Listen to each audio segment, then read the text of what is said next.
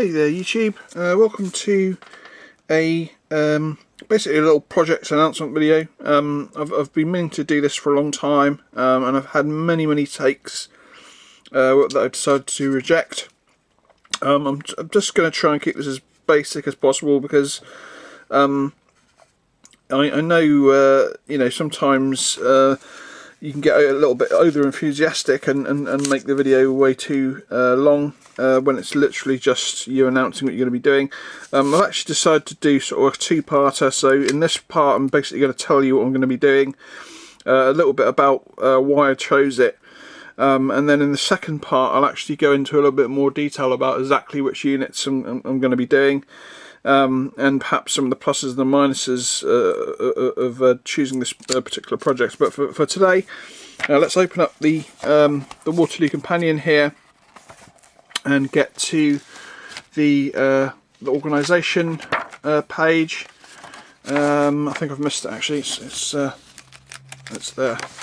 So here we go. So what I've decided to do now, when I finished third corps for my French, of course, I knew that I had to do my next project after had to be something to do with the Allies.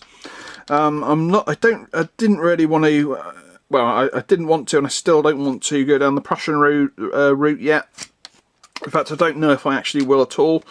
So I definitely want to do something Allied, and I decided to stick with the Allied Army. The Allied Army, of course, made up of three sort of corps and a cavalry corps. Now obviously I'm not going to be doing the cavalry, so that left me with three corps to choose from. Now I've still got this aversion to doing Highlanders, and basically all these two divisions here, so the reserve and the second corps, are both plagued with divisions that have Highlanders in, so that kind of ruled those two out, leaving me with really one choice, and that is First Corps. Now if we bring it over and have a look at it, you can see it's, we're talking First Corps commanded by, of course, the Prince of Orange.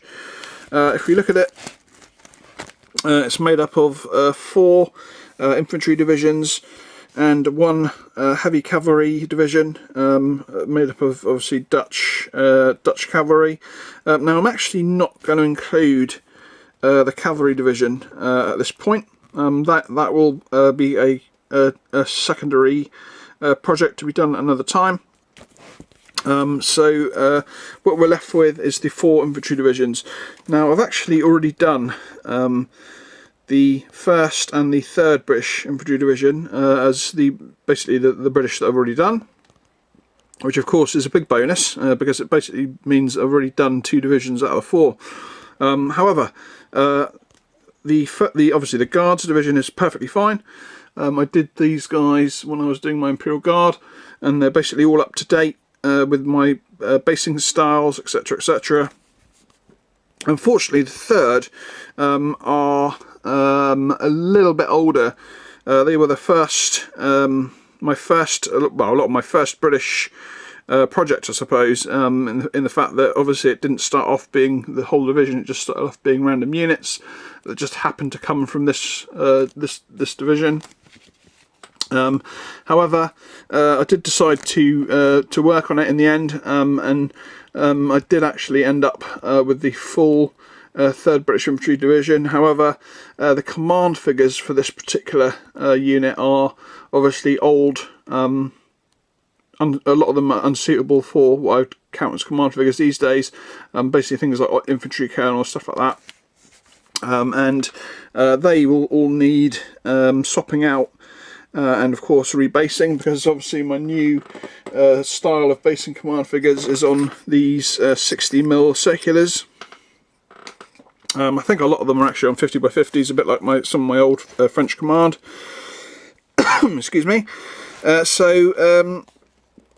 that's basically it. So I'll be concentrating on the 2nd and the 3rd Netherlands, that, even though it doesn't sound a particularly large project, it's actually well over 20 battalions, and I think this will quite nicely even up the odds between my French and my British, and it might even actually overtake them, because, like I say, that between just these two divisions, that there is actually over 20 battalions.